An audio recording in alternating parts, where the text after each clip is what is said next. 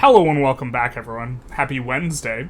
Although late is the hour at which we choose to arrive, but you know what they say, chill news is a chill guest, and the news is pretty chill today because we are going to have a short little Tinto Talks where we are going to be going over foreign buildings as well as some response to feedback that has already been implemented as far as the team in Tinto.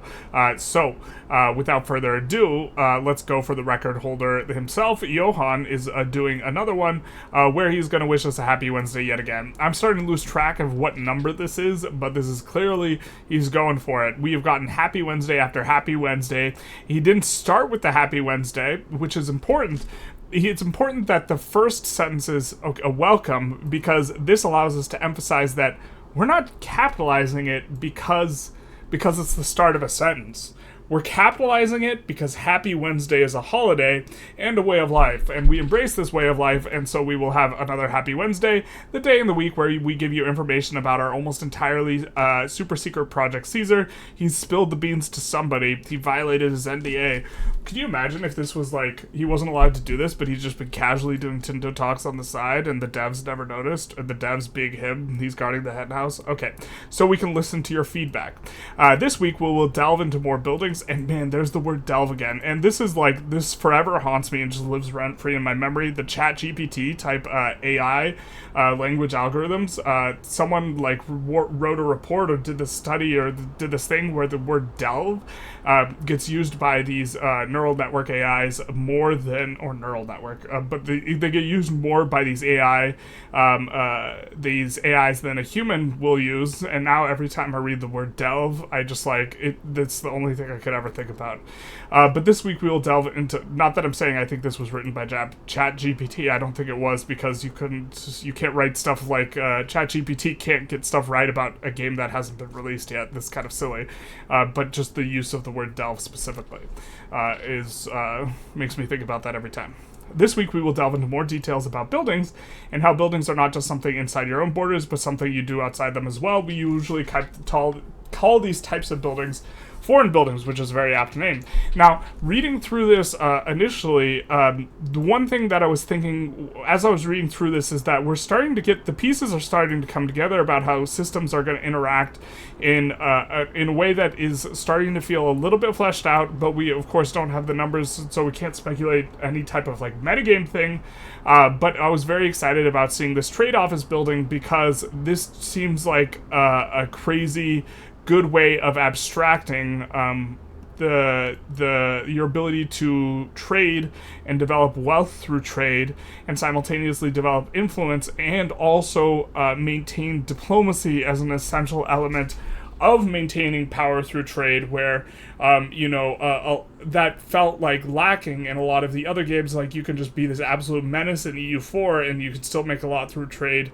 If I recall correctly, I think there is a malice if you have like infamy or overextension or stuff like this, but this, for me, seemed like a really nice system for the way that they were doing things. So one common building that many countries can build in foreign towns and cities is the trade office, which requires the owner of the location to have an opinion of at least 100 in your country.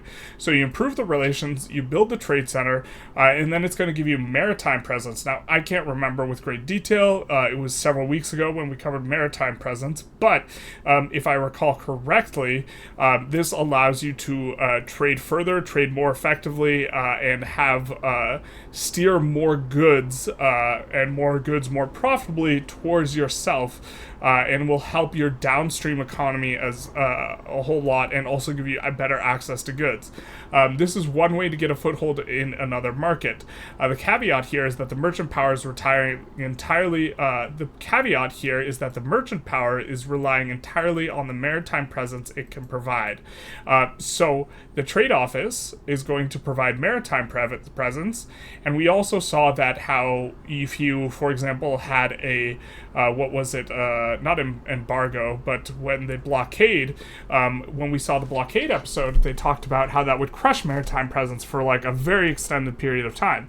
So you get this merchant capacity, you get this maritime presence. This maritime presence is what is giving you the merchant power in the area, the merchant capacity. Okay, we are going to have access to more merchants and ability to steer trade, but if this gets embargoed, if we can't enforce our ability to trade, or not embargoed, but if it gets blockaded at some point in time, then this is going to go by the wayside for an extended period of time, because we know that the maritime presence will be lost for an extended period of time. And so in this way, so we're doing a few things that are like overlapping in a way that makes sense, which is that we have to have 100 relations to open a trade office.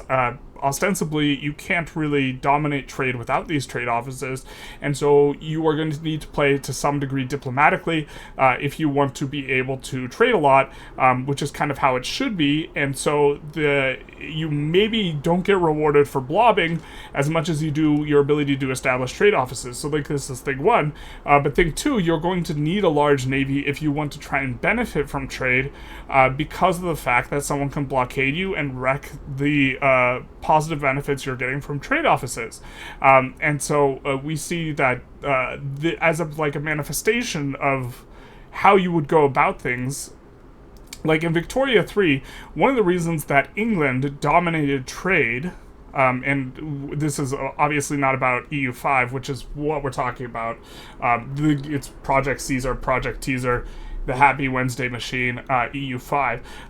But in the Victorian era, and we even have the book that we read on Victorian era economics, what was the reason that they could have so many trade agreements that were beneficial for them was the supremacy of their navy, and the reason why they could enforce so many that were really bad for the people they were either colonizing or effectively colonizing, forcing them to trade with the UK specifically in a way that effectively allowed them monopolistic power and allowed them to get much more beneficial prices. And then even when the UK was on the decline, the providing of freight and financial services allowed them to maintain their power towards the later half of the 18th century, and this was done through a combination of having agreements that were diplomatic in nature and having a large navy rather than actually having stuff to trade.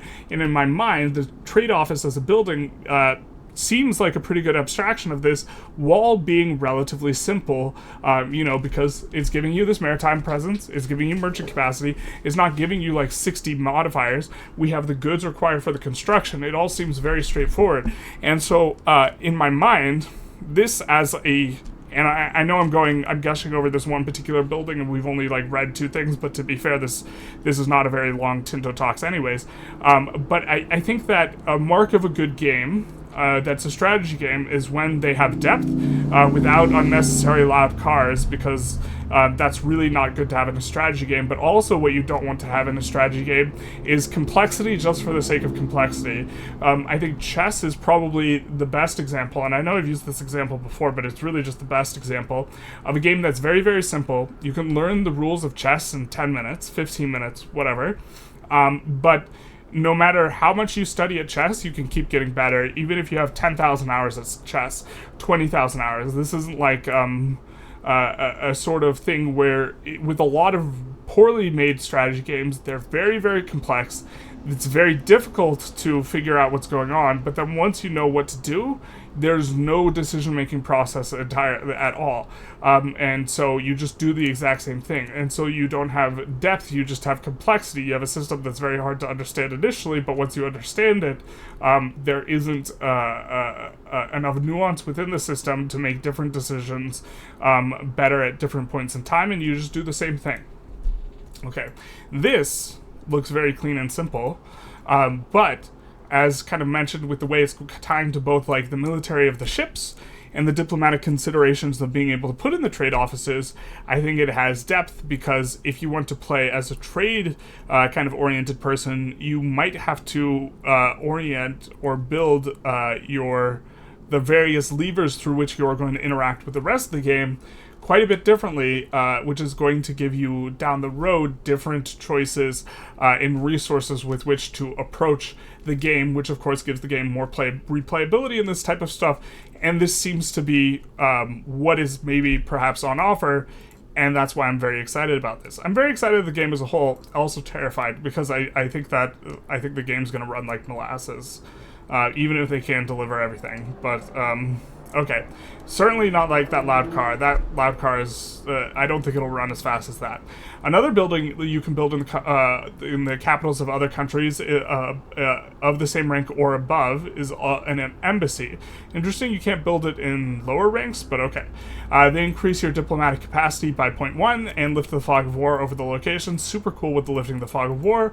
I'm assuming that this is the primary thing you're going to be gaining is the diplomatic capacity, but are rather costly in upkeep, requiring lots of paper and jewelry. You gotta have bling if you're gonna talk to the king, you know what I mean? Not all foreign buildings can be built in this own location, though, and some require that the location have no owner to be allowed to be built. Okay, that's kind of a funny sentence. Anyways, doesn't matter. One such building that you will want to build in an area where you during a colonial charter is a mission, so you too can commit atrocities against indigenous people. Yay!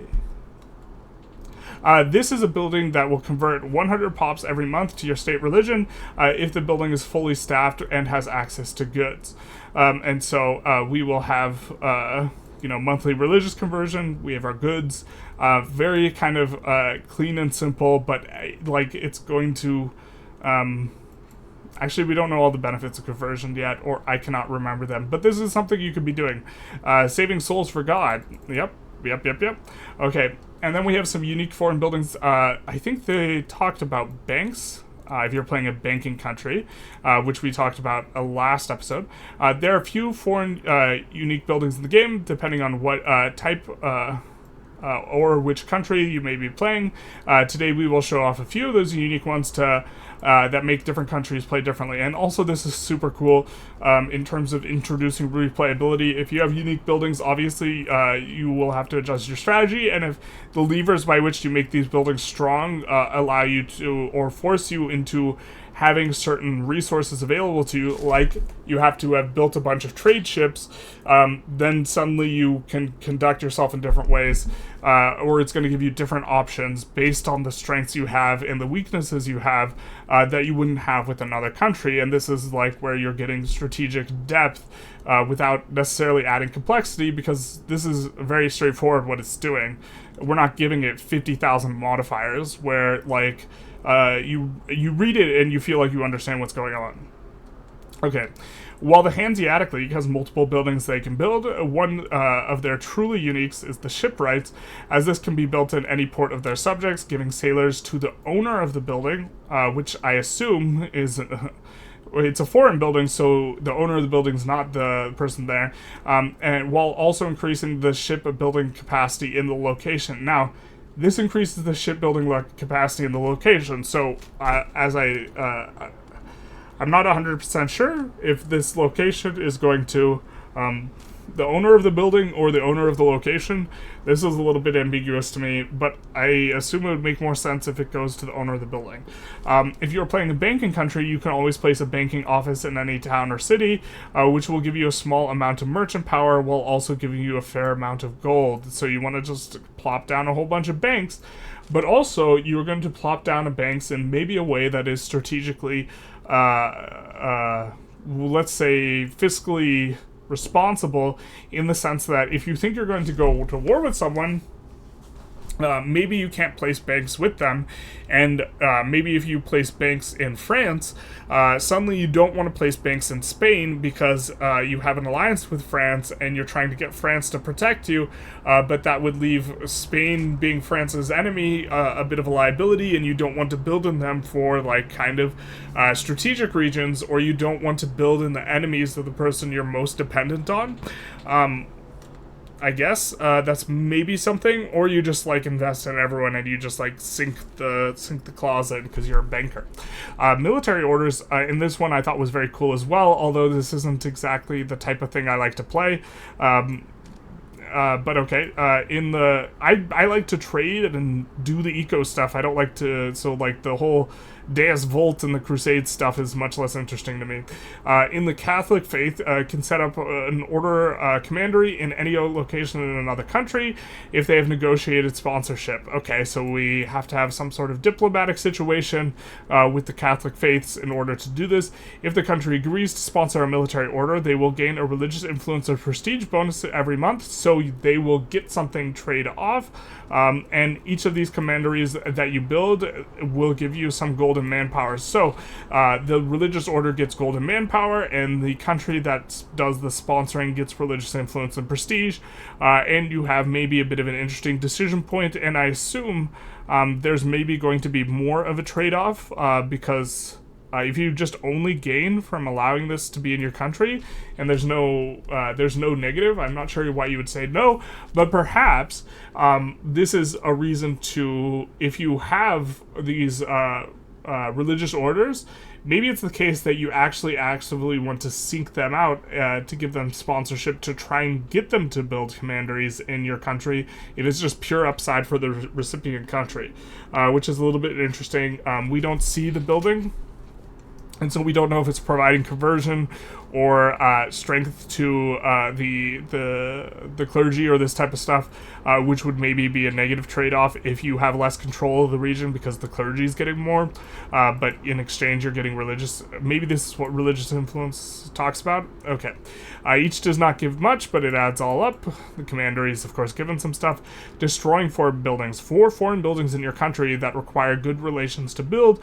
You will always have the option to destroy them if your opinion of the country goes below 0, and you are at peace again. This will obviously lower the opinion of you further and give them a casus belli against your country. Other buildings may require a treaty to be removed, though. While this may be very interesting and fun, I realize there's weird spacing on the formatting as well. We see this is just like a big, and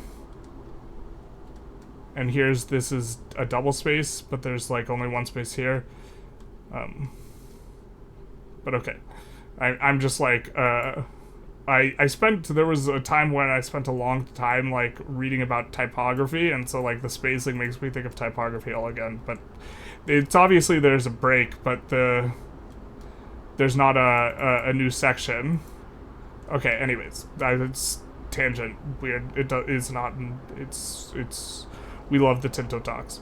While this may be very interesting and fun, I realize that this Tinto talk is a bit short, so let's do some more information here.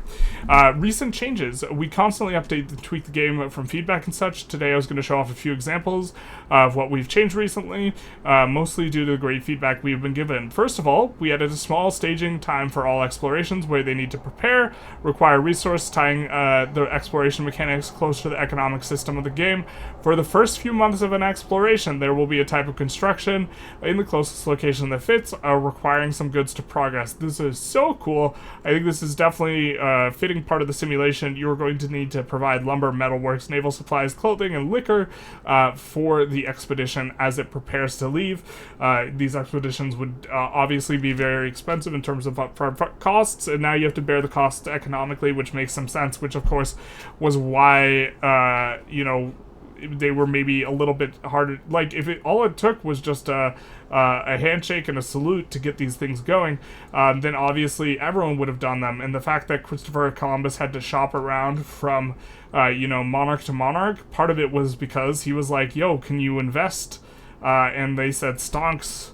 And so this is an abstraction of the investment, which of course will make it more expensive, but you just lower the weird abstracted cost, which is like 1 ducat a month or something, and instead most of the cost you're paying is going to be in these goods, but also this is going to stimulate the economy for these goods. So if you are planning to do a lot of exploration, it might make sense for you to build more metalworks, naval supplies, or cloth, or have an economy more oriented in this way, but also if you are going to need ships and do this type of stuff, then the naval supplies, cloth, I assume you're leaning into these anyways, but it's nice to see kind of the interlocking systems, where if we are going to be biased towards a particular playstyle, then this might influence what type of goods are best. Now, that's my hope.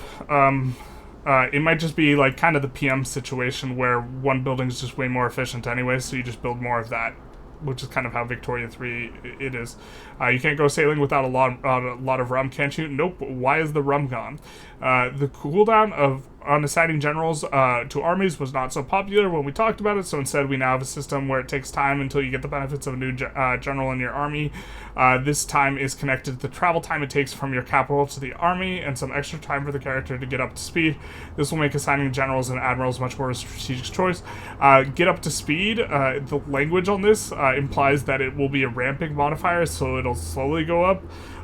And one thing I don't like is from the capital of the army, if I move him from one army that's in the same state to another army in the same state, I really don't want to have to wait for him to have arrived from the capital. So I thought that this was a bit strange.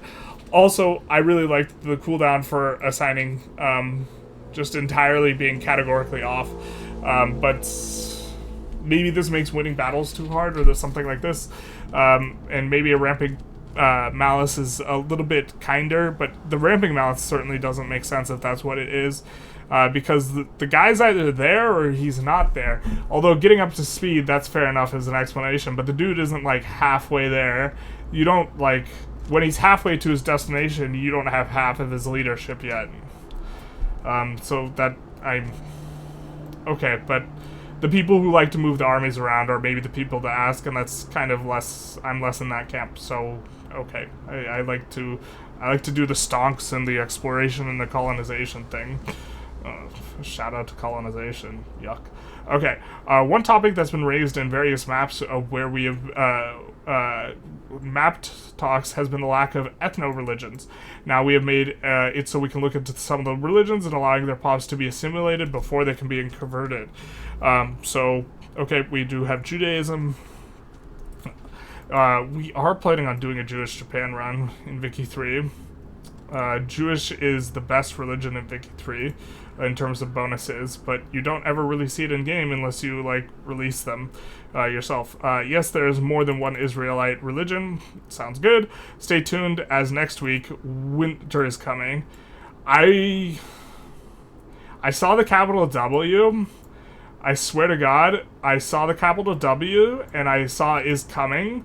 Because, like, your brain just, like, skips over stuff when you're reading, and it just tries to auto-complete through it, which is often why I fumble and mispronounce stuff and all that type of stuff.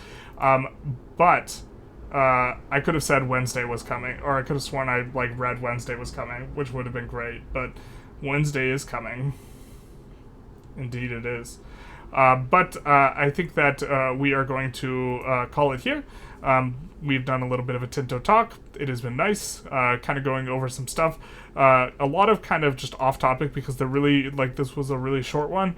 But this one has left me, like most of them, pretty excited because it's starting to feel like the building blocks are starting to come together, and we're seeing the building blocks less in isolation and more like, okay, that piece fits with that piece, and that fits with that. And will it be, I assume it'll just be horribly unbalanced on launch, but the framework is very, very, very intriguing, so I'm very excited. Anyways, YouTube algorithm stuff, like, comment, subscribe, links down below, etc., mostly etc., and other than that, have a happy Wednesday, or for you, probably Thursday. Yeah.